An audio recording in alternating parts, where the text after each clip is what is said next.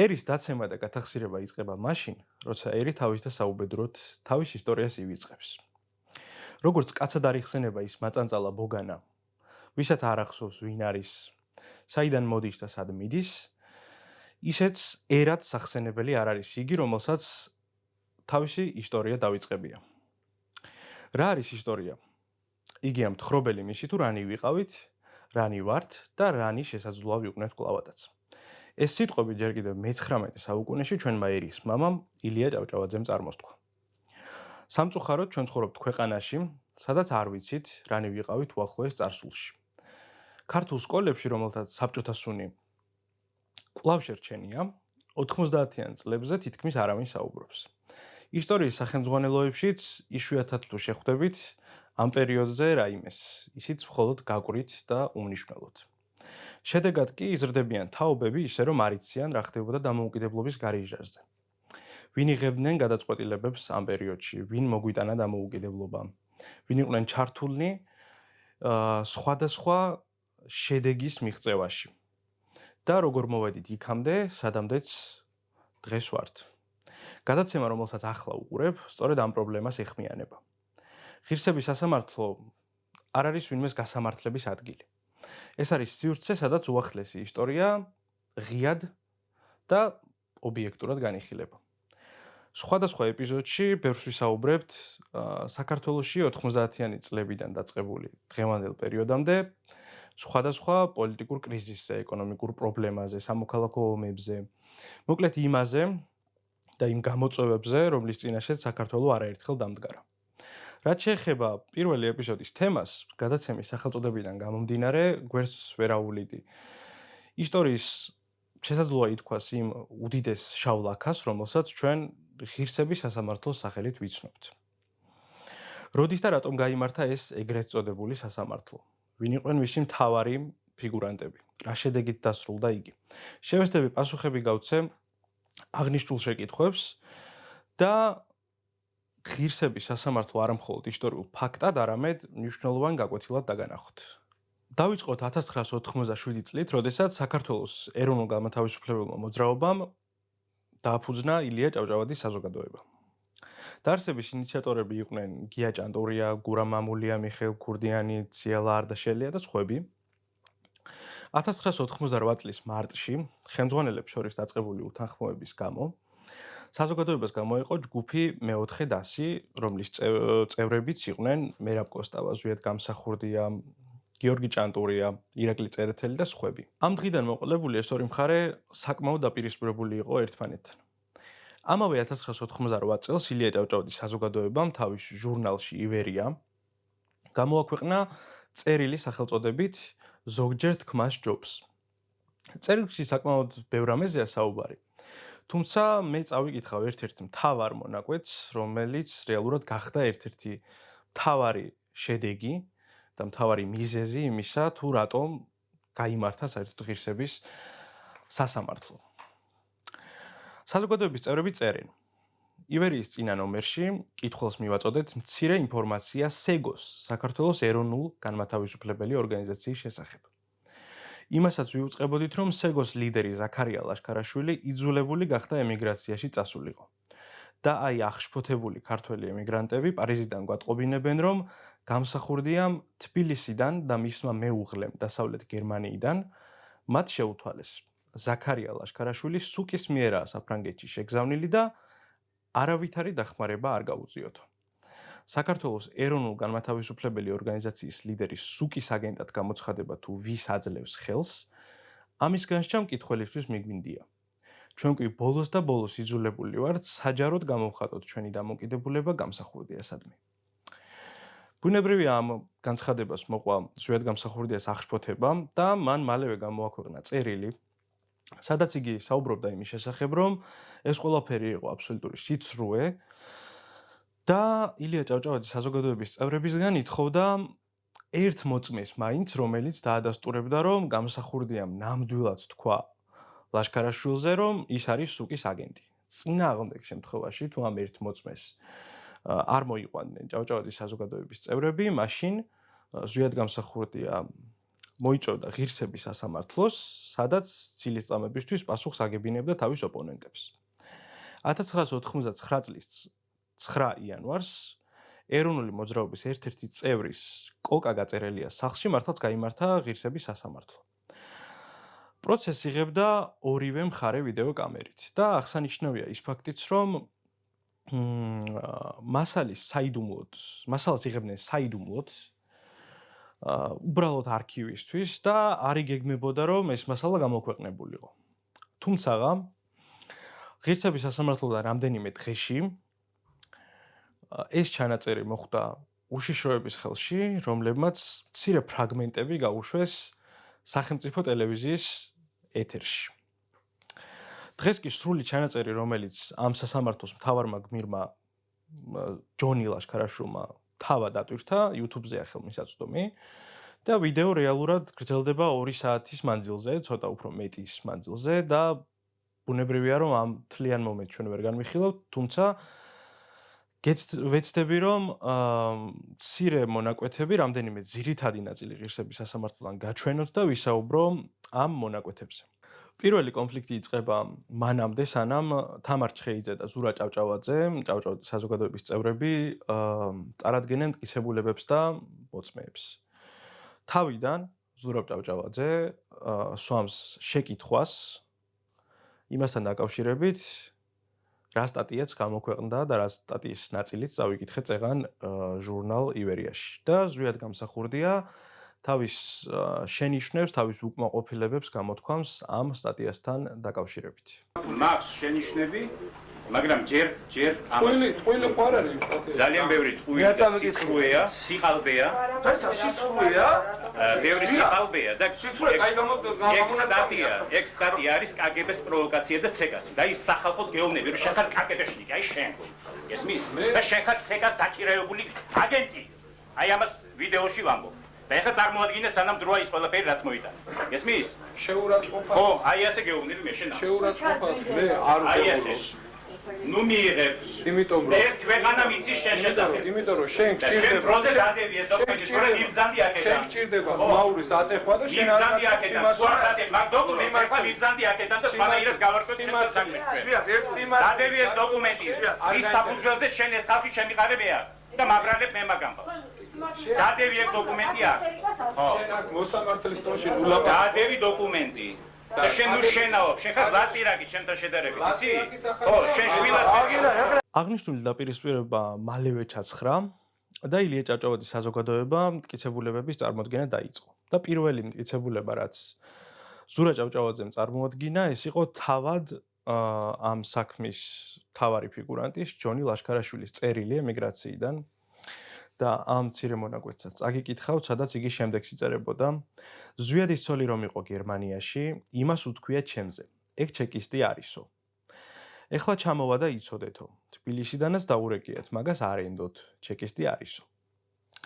ზვიად გამსახურდიას მხარემ აღნიშნული დოკუმენტი დაიწუნა, რადგან გარკვეული გარემოებები საკმაოდ ბუნდოვანი იყო.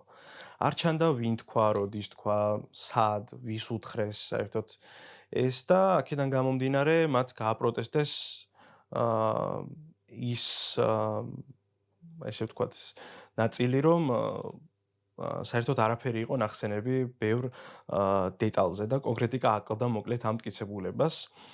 ამიტომაც ეროვნული მოძრაობის წევრები ზურა ჭავჭავაძეს თხოვდნენ, რომ წარედგინა უფრო ვალიდური მტკიცებულება, რაზეც პასუხად ზურა ჭავჭავაძე იძახებს პირველ მოწმეს და ეს პირველი მოწმე არის ეროვნულ-განმათავისუფლებელი მოძრაობის ერთ-ერთი წევრი მგალობლიშვილი, ნუგზარ მგალობლიშვილი და მოდი ვნახოთ ვიდეო თუ რას ამბობს იგი. საქმე იყო ასე. ჩვენ ბევრი ვისაუბრეთ ქრონიკაზე. ესე იგი ვცდილობდით, მე მოხდა ასე რომ, როდესაც დავასახელებ რამოდენიმე კაცი, თქვენ ბრძანეთ რომ ეს არის სუკის მიერ შეგზავნილი აგენტი ლაშქარაშვილის. აგენტი საფრანგეთში. ნუ ზარ არ აქვს ხვენია. არ აქვს ხვენია. ესე იგი როგორ დაეცი შენ რომ აი ამათ როგორ დაეცი რომ ამათ უდგები მაგისთან და სიბინძურაზე მოწმეს აი როგორ არ აქცხვენია მე მცხვენია შენ მაგიბროს ჩემი ყოფილი თანამებრძოლი ხარ ისმის აი მე მცხვენია შენ მაგიბროს არკადი მარკოზია დაგაყენებ პირზე და იმასაც გეტყვი რომ არკადი უფრო სანდოკაცია ვიდრე შენ ისმის უფრო სანდოკაცია ბატონო ეს სხვა თემაა ნაშდომიკაცია ყველა მიწის რა კაციც არის არკადის დაგაყენებ პირზე და გაგაშავებს ის შენ აი რომ ამას იმიტომ რომ არკადიც იქვე იჯდა და მსგავსი მე არაფერი არ მითხრობს. არკადის გარდა იქ ხო და აი ყველაზე სანდო იქ არის არკადი გესმის და არკადი გეტყვით თქვენ რომ აი ეს არის სიცრუე. ეს არის თქვენი პირშეკრული ხო შემოძიეთ მე ახლა ერთი რამ მინდა ვთქვა აი ეს სამართლია მე არასოდეს მეულება მე მეორე რომ შეურაცხყოფა თქვენთვის არ მომიყენებია აგერ რომელიც შეურაცხყოფა კი არ არის ეს უბრალოდ სამართლინო შეიძლება სამართლინო ერთი რაღაცა ბოდიში ეს ბაშკარაშვილზე არავითარ ლაპარაკი არ იყო იქ იყო ამრიკოს გამოცემებზე და ასეთ ამბებზე აქალი როგიცხა ძალიან გული მდგივა და ამიტომ ბევრს ვერ ვილაპარაკ საქმე ის არის რომ 10 წლის მანძილზე ესე იგი არ არსებობს ისეთი რამ რომ ვინმე შემთხვევს ან მე მომეთმინოს ბატონის ზვიადის როგორი რა ვიცი შეურაცხყოფა ამის ფაქტებია სულები დამტრეული შენი ხალხ ცენტრის შოხუმში საწოდა უცოდი და ხალხი ჩემი გულისთვის ხოლო იმიტომ რომ აი ხა შენ ხარ საწენი შეურაცხყოფა აი შენ ხარ ეხლა საწენი აი რატომ უნდა მცემო იმიტომ რომ ნამუს გარეცხილი ხარ გამსახურდიას მხარემ არც ამ მოწმის არსებობა მიიჩნია ვალიდურად, რადგან თავადვე გამსახურდიას თქმით, ეს ადამიანი იყო ჭავჭავაძის საზოგადოების კუდი და ის არ წარმოადგენდა ნეიტრალურ პიროვნებას და ნეიტრალურ პიროვნებად ზვიად გამსახურდია ასახელებს არკადი მარკოზიას, რომელიც ღირსების სასამართლოს საერთოდ არ ესწრებოდა. თუმცა ის აღნიშნავს, რომ ის რომ აქ იყოს, აუცილებლად იტყოდა, რომ მე ესეთი რაღაც საერთოდ არ მithქვამს. და პირველი მოწმის ჩვენების შემდეგ ზვიად გამსახურდიას მხარემ, კერძოდ გია ჭანტურია ახალ ბრალდებას აყენებს. იგი ამბობს, რომ არსებობენ მოწმეები, ვინც ხმამაღლა საუბრობენ ზურა ჭავჭავაძის აგენტობის შესახებ. ჭავჭავაძე არაფერს ამბობს მთელი ამ ხნის მანძილზე ჩუმად უსმენს თავის მისამართით გამოთქმულ ბრალდებებს, თუმცა ჭანტურია აღელვებულია საკმაოდ და ამბობს სასამართლოდან ერთ-ერთ ძალიან ცნობილ ფრაზას გაგიხრიტავ შუბლს. აღსანიშნავია ისიც, რომ ეს კადრი იყო ერთ-ერთი, რომელიც სახელმწიფო არხის ეთერში უწყვეტად გადიოდა ღირსების სასამართლოდან რამდენიმე დღის შემდეგ. თქვენ რაც გამოუშვით მე რომ ეს იყო ჭუჭყი, ეს იყო სიბინძური. ამის გამო თქვენ ხალხი გავიდა და კიდევ გავა. სამაგიეროდ ეკა დაუნდ მართალიც მე. კიდევ რაღაც მსგავსი იქნება ზურა და რა არის ხო იცი? კი, ირაკლი თქვა აქ, სწორი რაღაც თქვა ერთი რაღაც ხრი რომ ჩვენ პოლიტიკური მოღვაწეები ვართ, შენი გამოგები გათხოვდა და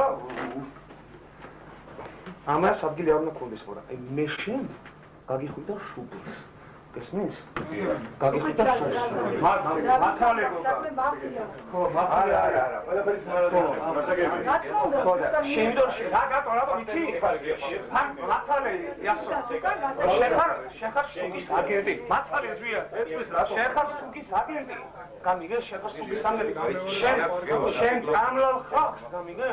შენ გამლალ ხალხს. შენ კამათის დასრულების შემდეგ ზურა ჭავჭავაძე წარადგენს მეორე მოწმესაც, რომელიც ადასტურებს, რომ ზვიად გამსახურდიამ ლაშქარაშვილს მართლაც უწოდა ემიგრაციაში შეგზავნილი აგენტი. ამ ბრალდებაზეც იგივეს ამბობენ გამსახურდიას მხარე, რაც წინა შემთხვევაში თქვეს და მათ დაიწყეს იმის მტკიცება, რომ ეს ყველაფერი არის სიცრუე და არანაირად არა ახლოს რეალობასთან. საბოლოო ჯამში ეს ღირსების სასამართლოს პროცესი, როგორც უკვე თქვი, საკმაოდ დიდი ხნის მანძილზე მიმდინარეობდა დაახლოებით 2 საათზე მეტი და იქ იყო ბევრი ისეთი მომენტი, სადაც დაუპირისპირდნენ ერთმანეთს ეს ორი მხარე, სადაც სასწაული შეურაცხყოფებიც კი აყენეს ერთმანეთს. და ამას დიდხანს არ გავაგრძელებ, ესე რომ ვთქვათ, აი ამ ნაწილს თუ ვინ ვის რა უთხრა ამისთვის შეგიძლიათ ნახოთ ეს ვიდეო, რომელსაც აღწერაში ლინკის სახით დავურთავთ. თუმცა ახლა ვილაპარაკოთ საკმაოდ საინტერესო ნაწილზე, ლოგიკურია სასამართლო ზოგადად, ოფიციალური სასამართლო, მოსამართლის გარეშე არის წარმოუდგენელი. და ღირსების სასამართლოსაც ყავდა არაფორმალური მოსამართლეები, 3 არაფორმალური მოსამართლე. ერთი ჩვენთვის კარგად ცნობილი მხედრიონელი ჯაბა იოსელიანი, რომელიც შესახებაც შემდეგ ეპიზოდებში მე აუცილებლად ვისაუბრებ. მეორე ეს იყო ნოდარ წულეისკირი და მესამე აკაკი ბაქრაძე.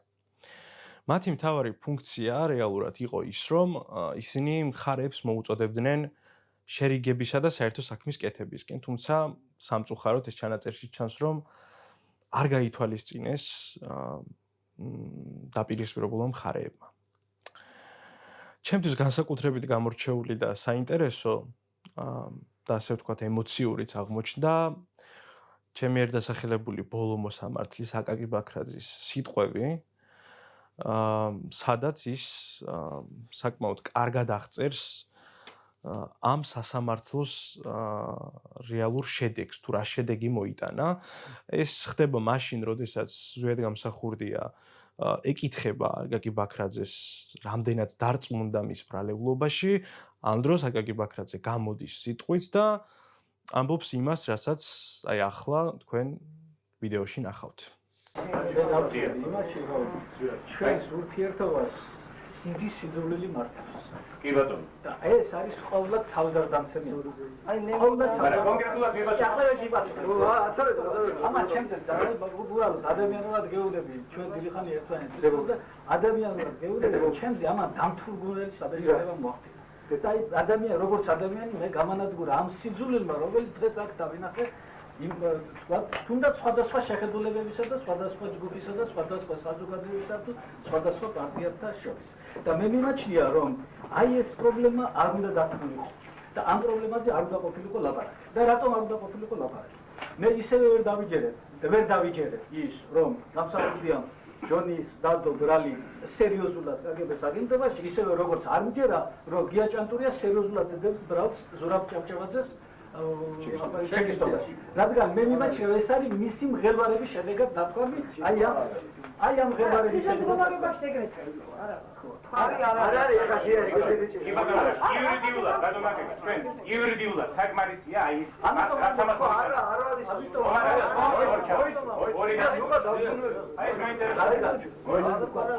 ასეთი საუბრის დროს, როდესაც ჩვენ ასეთი მძიმე ბრალდებას უყენებთ ერთმანეთს, მართლა არის საჭირო აქ უთხოვარი დოკუმენტი.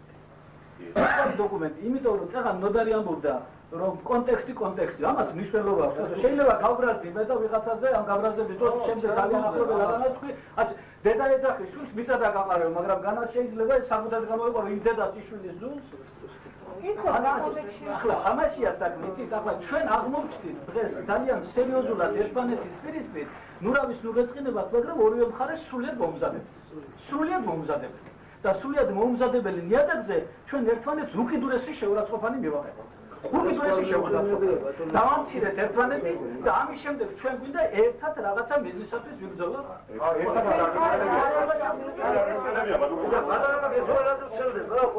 არა, გარკვეულ ჯგუფს ვამბობ მე ამ შემთხვევაში, რა თქვა ისინი ახლა არ არის ასე საქმე. იმიტომ რომ ახლა დღეს ჩვენ შეიძლება ვლაპარაკობთ იმის თაობაზე, რომ ჩვენ ერთად არ ვიბრძოლებთ. შეიძლება ვლაპარაკობთ იმის თაობაზე, რომ ჩვენ ერთად არ გვინდა საქმის კეთება, მაგრამ არ არის ეს მართალი. დადგება წუთი, როდესაც ჩვენ ერთმანეთს დავგვირდებით. და აი ამ წუთისათვის ჩვენ არ უნდა ვიყოთ სიძულვილით ისე დაბნოებული ერთმანეთის მიმართ, რომ ერთმანეთს ხელი ვერ გავუწოთ. აი დღეს დღევანდელმა შტაბ-ეჭვებამ ჩემზე ვიმეორებ ძალიან გამანადგურებელი შტაბ-ეჭვება მოახდინა და ერთი თხოვნა მაქვს ახლა თუ რა თქვა და ვინმე ამ ჩემ თხოვნას არც გაუწევს. თუ ერთმანეთს რაიმე ბრალს ვდებთ, მაშინ ეს აფიოთ იურიდიულად უტყუარად დავასაბუთოთ. და მეორე მხარეა კიდევ დაუშვათ თქვა ვიღაცამ რაღაც, ხო? თუ ჩვენ არ მოვახერხებთ ის რომ ერთმანეთს რაღაცა ვაპატიოთ, რაღაცა შევუნდოთ, მაშინ რა გამოვა მაშინ ახლა ყველა ჩვენთაგანი მეტნაკლებად ვთქვათ რაღაცნაირად იმის გამო რომ წარსულში ქრისტიანები ვიყავით, ვცდილობთ ამ მოძღვრებასა რაღაცა კავშირი გქონდეს. თუ გამოვამჟღავნეთ დღეს ჩვენ ერთმანეთს მიმართ ქრისტიანებს. რა გამომამჟღავნეთ დღეს ბატონო, ეს სასაკითხია, მაგრამ ჩვენ მაინც ესე იგი ვთქვით, რომ იურიდიული თვალსაზრისით არ არის დასაბუთებული.